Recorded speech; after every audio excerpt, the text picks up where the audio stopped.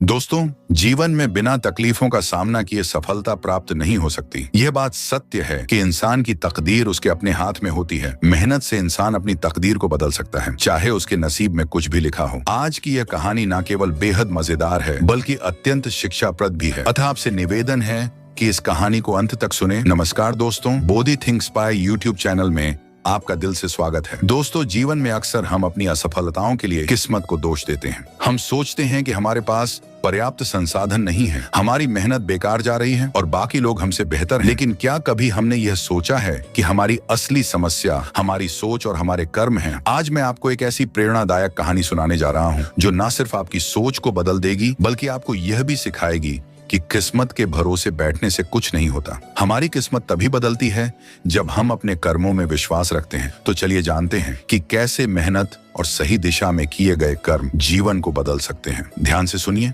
क्योंकि यह कहानी आपकी जिंदगी बदलने की ताकत रखती है। एक गांव में रामू और शंभू नाम के दो सगे भाई रहा करते थे। रामू शंभू से 8 साल छोटा था। बचपन में ही उनके माता पिता का देहांत हो गया, जिसके बाद शंभू ने ही रामू की परवरिश की। कुछ साल पहले एक भयानक सड़क हादसे में शंभू अपनी एक टांग खो चुका था। अब वह अपाहिज था, लेकिन फिर भी मेहनत करके घर का खर्च चलाता था। दूसरी ओर रामू बेहद आलसी और गैर जिम्मेदार था। वह ज्यादा कुछ खास पढ़ा लिखा नहीं था, लेकिन आलसी और बेपरवाह था। उसका बड़ा भाई उसकी आदतों से परेशान था। हर सुबह वे उसे उठाने की कोशिश करते, लेकिन रामू हमेशा बिस्तर में लेटे रहकर दिन भर सोने का बहाना बनाता। उसके लिए जीवन का मतलब केवल आराम करना था और वह कभी भी कोई काम मन लगाकर नहीं करता। उसका भाई उसे कई बार समझाता कि समय अमूल्य है, लेकिन रामू पर कोई असर नहीं होता। वह कहता, अभी तो पूरी जिंदगी पड़ी है काम करने के लिए, अभी तो आराम करो। इस तरह दिन बीतते गए और रामू की आलस से बढ़ता गया। उसके दोस्त जो मेहनत कर रहे थे, अपने अपने जीवन में तरक्की कर रहे थे, लेकिन रामू को यह फर्क नहीं पड़ता था। उसके लिए जीवन में कुछ भी महत्वपूर्ण नहीं था। उस दिन भी दोपहर के 12 बज चुके थे, मगर रामू अब तक सोया हुआ था। शंभू से रहा नहीं गया और वह गुस्से से चिल्लाया, अरे उठ जा छोटे भाई, और कितनी देर सोएगा? सूरज सिर पर आ गया, कब जाएगा तू काम पर? रामू ने अंगड़ाई ली और बिस्तर पर करवट बदलते हुए कहा, भैया तुम तो सुबह सुबह चैन से सोने भी नहीं देते। शंभू ने तंज कसते हुए कहा, क्या सुबह? तुझे पता भी है ये सुबह नहीं दोपहर हो चुकी है। मैंने तेरे लिए नाश्ता बनाया था, वो भी ठंडा हो चुका है। अब मैं दोपहर के खाने की तैयारी कर रहा हूँ, मगर तेरी नींद है कि खत्म होने का नाम नहीं ले रही। रामू को एहसास ही नहीं था कि वह कितनी देर तक सोया रहा। वह बोला, क्या भैया आप दोपहर का खाना बनाने की तैयारी कर रहे हैं? मुझे तो समय का पता ही नहीं चला। शंभू खांसते हुए बोला, रामू, पूरे गांव में तेरा नाम आलसीपन के लिए मशहूर है। जब भी कोई मुझसे तेरी बुराई करता है तो मुझे बहुत बुरा लगता है। अगर उस सड़क हादसे ने मुझे अपाहिज नहीं बनाया होता तो मैं तुझसे कभी भी काम करने के लिए नहीं कहता। लेकिन अब सच ये है कि मुझसे हम दोनों का खर्च उठाना मुश्किल होता जा रहा है और ये खांसी भी मुझे कई दिनों से परेशान कर रही है। रामू ने झुंझलाकर कहा, भैया सीधे सीधे ये क्यों नहीं कहते कि आप मुझसे तंग आ चुके हैं? शंभू ने शांत स्वर में कहा, ऐसी बात नहीं है रामू, मैं चाहता हूँ कि तू मेहनती बन जाए ताकि मैं तेरे लिए कोई अच्छी लड़की देखकर तेरी शादी करा सकूं। अब जल्दी से उठ और नाश्ता कर ले। रामू किसी तरह नाश्ता करके अपनी कुल्हाड़ी लेकर जंगल की ओर चल पड़ा। वह अब भी अपने घर से कुछ ही दूर पहुंचा था कि गांव के रघु काका ने उसे देखकर हंसते हुए कहा, अरे रामू, आज फिर से इतनी जल्दी उठ गया? अरे इतनी सुबह सुबह काम पर जाएगा तो बीमार पड़ जाएगा भाई।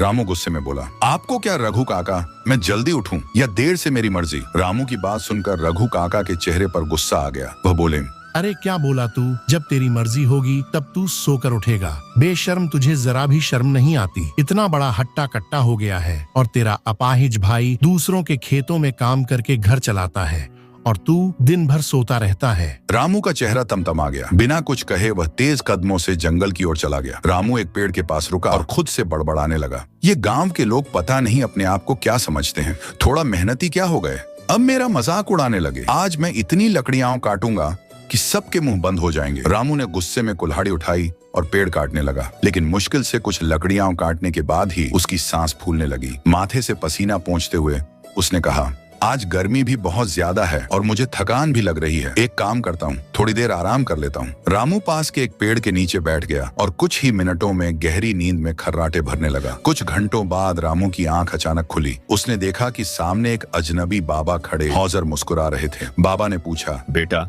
इतनी दोपहर में यहाँ जंगल में सो रहा है, कुछ काम नहीं करता?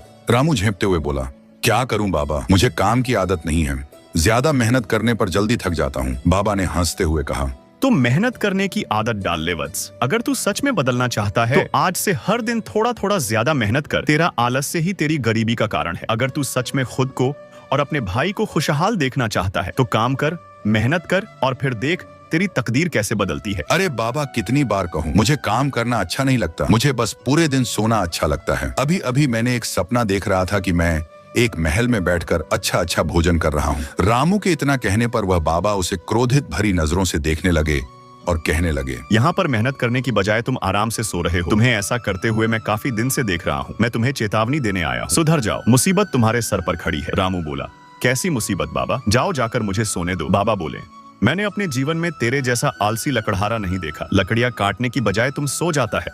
अरे बाबा, आज मेरी कुल्हाड़ी खराब हो गई है, इस वजह से मैं सो गया। रामू ने इतना ही कहा था कि उस साधु बाबा ने अपना हाथ पीछे की ओर कर लिया। अचानक रामू ने देखा कि उस बाबा के हाथ में एक कुल्हाड़ी आ गई। बाबा ने वह कुल्हाड़ी रामू को देते हुए कहा, यह कुल्हाड़ी नई और बहुत अच्छी है, इससे लकड़ियां जल्दी कटेगी। रामू बोला, जाओ बाबा, नहीं चाहिए मुझे आपकी ये कुल्हाड़ी, मैं सिर्फ अपनी कुल्हाड़ी से ही लकड़ियां काटता हूँ। बाबा बोले, आलसी लकड़हारे, ये क्यों नहीं कहता कि तुझे काम नहीं करना है? मैं तो तुम्हें चेतावनी देने आया था, लेकिन अब लगता है कि तुझसे कुछ भी बात करना बेकार है। इतना कहकर साधु बाबा क्रोधित होकर वहाँ से चले गए और रामू आराम से वहाँ पर दोबारा सो गया। हर रोज की तरह उस शाम भी रामू कुछ लकड़ियां लेकर घर पहुंचा। उसे इतनी कम लकड़ियां लाते देख शंभू झुंझलाकर बोला, रामू, ये क्या आज फिर इतनी कम लकड़ियां? रामू ने बहाना बनाते हुए कहा, भैया, कुल्हाड़ी की धार कम हो गई थी, इसलिए ज्यादा लकड़ियां नहीं काट पाया। शंभू ने गहरी सांस लेते हुए कहा, रामू, तुम रोज कोई ना कोई बहाना बनाते हो, इतनी कम लकड़ियों से हमारा गुजारा कैसे होगा? रामू ने लापरवाही से कहा, कोई बात नहीं भैया, कल ज्यादा लकड़ियां काट लूंगा। इतना कहकर वह अंदर चला गया, खाना खाया और सो गया। अगले दिन रामू अपनी आदत के अनुसार दोपहर में ही उठा। वह हमेशा की तरह जंगल जाने के बजाय पास के एक पेड़ के नीचे जाकर सो गया। यह सिलसिला कई दिनों तक चलता रहा। इस बीच शंभू की खांसी बढ़ती गई। अब वह रात को भी बुरी तरह से खांसने लगा था। एक सुबह जब रामू उठा तो उसने देखा कि शंभू अभी भी बिस्तर पर सो रहा था। रामू ने हैरानी से कहा, भैया, आप हमेशा मुझे जल्दी उठने के लिए कहते हो, लेकिन आज आप खुद अब तक सोए हुए हो।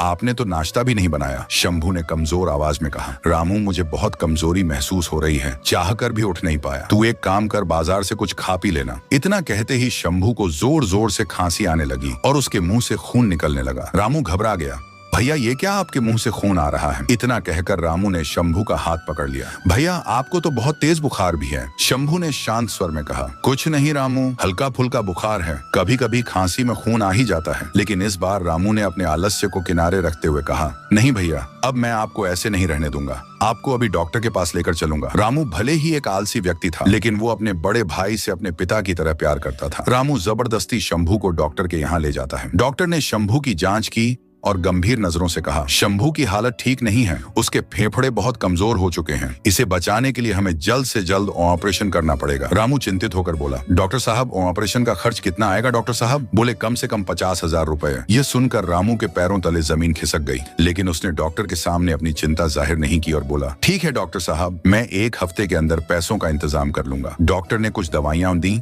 और कहा कि इससे कुछ समय तक आराम मिल जाएगा। रामू अपने भाई को घर ले आया। अब उसे अपने आलसी स्वभाव पर बहुत गुस्सा आ रहा था। रामू ने तुरंत गांव के मुखिया के घर का रुख किया। मुखिया ने उसे देखकर हैरानी से पूछा, अरे रामू, आज सुबह सुबह मेरे घर कैसे आना हुआ? कहीं सूरज पश्चिम से तो नहीं निकल आया? रामू हाथ जोड़कर बोला, मुखिया जी, मेरे बड़े भाई की तबीयत बहुत खराब है, मुझे 50,000 रुपये की सख्त जरूरत है, मैं बदले में कोई भी काम करने के लिए तैयार हूँ। मुखिया ने हंसते हुए कहा, अरे रामू, तुझसे काम करवाना जो खुद के लिए लकड़ियां नहीं काट सकता, वह मेहनत का काम क्या करेगा? मुझे माफ कर, मैं तुझे पैसे नहीं दे सकता।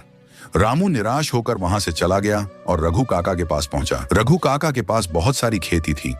रामू ने उनसे मदद की, गुहार लगाई, रघु काका, मेरे भाई की जान बचाने के लिए मुझे 50,000 रुपये चाहिए। आप जितने साल चाहें मैं आपके खेतों में मेहनत से काम करूंगा। रघु काका ने ठाका लगाते हुए कहा, अरे रामू, तेरा आलसीपन तो सिर्फ इस गांव में ही नहीं बल्कि दूसरे गांवों में भी मशहूर है। तू खेतों में क्या खाक काम करेगा? चल भाग यहाँ से। रामू उदास और रोता हुआ जंगल पहुंचा और एक बड़े पेड़ के पास जाकर लकड़ियां काटने लगा। उसने बिना रुके 4 घंटे तक लगातार मेहनत की। वह खुद से कहने लगा, काश मैंने पहले ही मेहनत करनी सीख ली होती तो आज मुझे किसी के सामने हाथ फैलाने की जरूरत नहीं पड़ती। भैया सही कहते थे कि मेरा यह आलस्य मुझे एक दिन बहुत बड़ी मुसीबत में फंसा देगा। तभी रामू के कानों में उसी साधु बाबा की आवाज सुनाई दी। उसने देखा कि वही साधु बाबा उसके पास आकर बोले, मैंने तुझसे कहा था ना कि मुसीबत तेरे सिर पर मंडरा रही है, लेकिन तूने मेरी बातों को मजाक में उड़ा दिया। रामू ने सिर झुकाकर जवाब दिया, आप सही कह रहे थे बाबा, मैं सच में बहुत बड़ी मुसीबत में फंस गया हूं। मेरे भैया की तबीयत खराब है। डॉक्टर ने 50,000 रुपये का इंतजाम करने को कहा है। मैंने हर गांव में मदद मांगी, लेकिन किसी ने मेरी सहायता नहीं की। इस दुनिया में कोई बेवजह मदद नहीं करता। साधु बाबा ने गहरी सांस लेते हुए कहा, लोगों ने तेरी मदद इसलिए नहीं की क्योंकि तू एक आलसी व्यक्ति है। वे डरते हैं कि कहीं उनके पैसे फंस न जाएं। अब अगर तू मेहनत की बात करेगा तो लोग मजाक ही उड़ाएंगे। रामू ने दुखी होकर कहा, आपने बिल्कुल सही कहा बाबा, लेकिन अब मैं क्या करूं? अब मैं वाकई बदल गया हूं। मेरे भैया ने मुझे कभी माँ और पिताजी की कमी महसूस नहीं होने दी, और मैं निकम्मा भाई उनके इलाज तक का इंतजाम नहीं कर पा रहा। इतना कहकर रोते हुए रामू ने फिर से लकड़ियां काटनी शुरू कर दी। साधु बाबा ने देखा कि रामू अब बिना रुके मेहनत कर रहा था। साधु बाबा के चेहरे पर रहस्यमय मुस्कान आ गई। उन्होंने अपना हाथ पीछे किया और उसमें एक चमचमाती कुल्हाड़ी आ गई। उन्होंने कहा, यह लो, इससे लकड़ियां काट। रामू ने कहा, यह क्या फर्क पड़ता है? साधु बाबा मुस्कुराए और बोले, यह तुझे कुछ समय बाद समझ आएगा। रामू ने कुल्हाड़ी ले ली और साधु मुस्कुराते हुए वहां से चले गए। जब रामू ने उस कुल्हाड़ी से लकड़ी काटी तो वह हैरान रह गया। हल्के से वार करने पर ही लकड़ी के 2 टुकड़े हो जाते थे। उसने सोचा, वाह, यह कुल्हाड़ी तो कमाल की है। अब तो मैं जल्दी जल्दी लकड़ियां काटकर बेच सकता हूं। उस दिन रामू ने बहुत लकड़ियां काटी और उन्हें बेचने बाजार गया। उसे 5,000 रुपये की आमदनी हुई। उसने सोचा, अगर मैं इसी तरह मेहनत करूं तो कुछ ही दिनों में 50,000 रुपये इकट्ठे कर लूंगा। अगले दिन रामू सुबह 6 बजे ही जंगल पहुंच गया। उसने ठान लिया था कि अब वह और भी अधिक मेहनत करेगा। दिन भर लकड़ियां काटने के बाद वह उन्हें बाजार में बेच आया।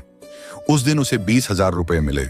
3-4 दिनों के भीतर ही उसने 50,000 रुपये इकट्ठे कर लिए। रामू तुरंत अपने भैया को डॉक्टर के पास ले गया और पैसे देते हुए बोला, डॉक्टर साहब, ये पूरे 50,000 रुपये हैं। अब जल्दी से भैया का ऑपरेशन कर दीजिए।